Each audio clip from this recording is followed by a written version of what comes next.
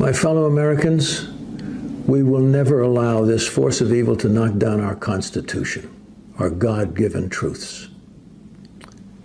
My friends, we're all saddened by the unrighteousness that has doomed our nation. We're all angry for this deceit that has taken our freedom, our children's freedom. But we must not give up. For God shall remind all that his power is stronger than any politician, any book, any lie. He will show truths because we're a nation of truths and strength. And my fellow Americans, he will never let us down. Let us all keep our faith. Let us all keep our truths. And let's all participate in the next rally. For Donald J. Trump will show all that he is the only president that had our best interests. My friends, we're all sad and heartbroken. Our nation is in despair, but he fought for us once and he will do it again. Let us hold our heads high, our hopes high, and let us remember our forefathers' words, the words stamped on our flag, our dollar bills, our trust. In God, we trust. Much love to you. Thought it was interesting that we had some decodes thrown out. QSR Decodes does a great job on Telegram. Like to go there quite a bit to see what's going on. And it was interesting because if you look, there are several messages that were put in a big giant kind of a, I would call it just a giant meme where he puts everything together for you to see it. And so I'll show it to you in a second, some of the things I noticed. But, you know, well, just what are the main messages here, right? And, you know, we always get the common thing from folks that, you know, they love to put their opinions down of the negative side, saying, oh, there we go. Yeah, you guys with your little hope, blah, blah, blah. But you know what? We're going to read it to you anyway. And a lot of us are together because we love the comms that we get from the board. And so it says a new Dan Scavino. What's interesting, it was posted at what time? 1:10 p.m. on October 3rd, 2021. And from that speech, you got, my fellow Americans, we will never allow this force of evil to knock down our Constitution.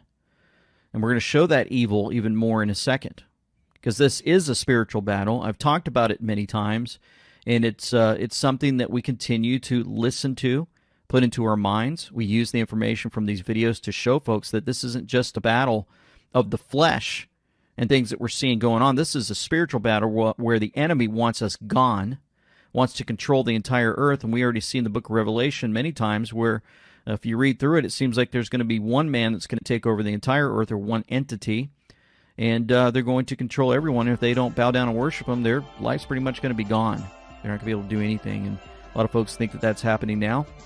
A lot of folks thought that was happening 100 years ago. Some thought back in Paul's day when he was writing Scripture that it might have happened any time back in his day, because they were looking forward to going to heaven and Jesus' return. Well, God will show truth. Let us all keep our faith. That was from John Voight. Some things must remain classified until the very end. Pedo networks are being dismantled. We are truly up against pure evil. Timing of POTUS traveling to China.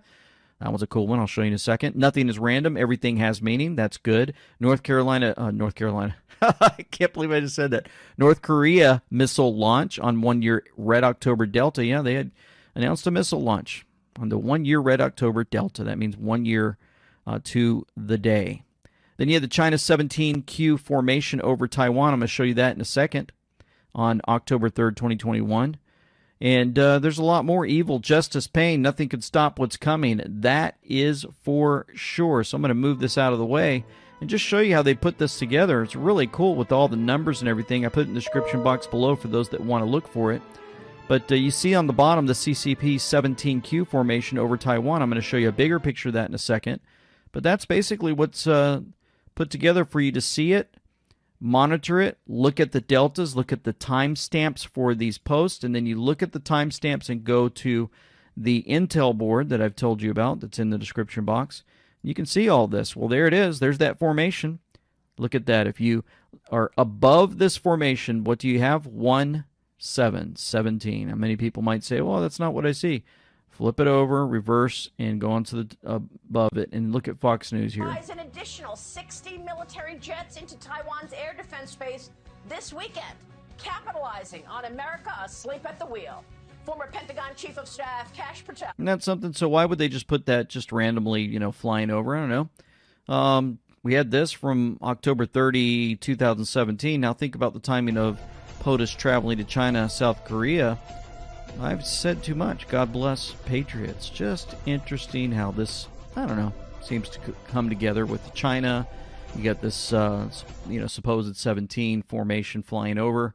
And then you've got an interview that was played right before we hear from the Sunday Morning Futures with Maria Bartiromo, one of my favorites.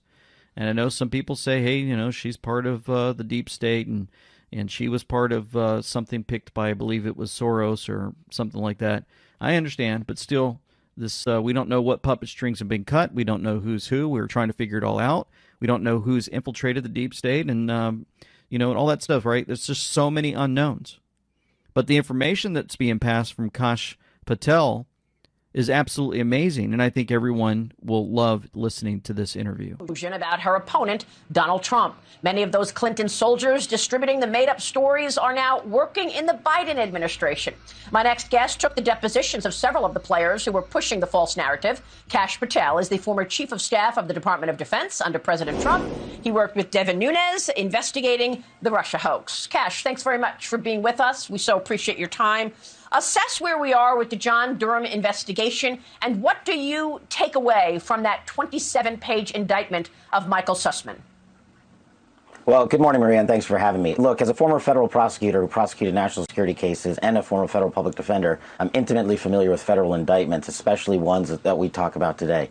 The John Durham indictment against Michael Sussmann for lying to the FBI is normally an indictment that is about 2 to 3 pages long at max.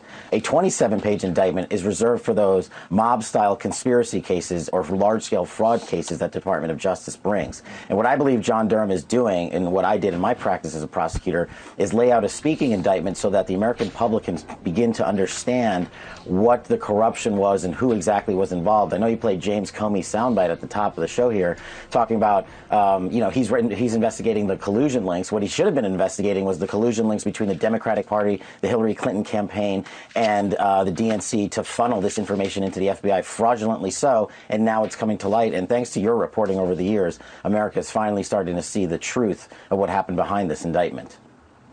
Well, thank you so much for that, Kash. Yeah, I remember an interview that I did with John Podesta many, many years ago, and that is exactly what I said. I said, John, it's weird to me because it looks like all of the entanglements with Russia are actually happening in the Democrat Party.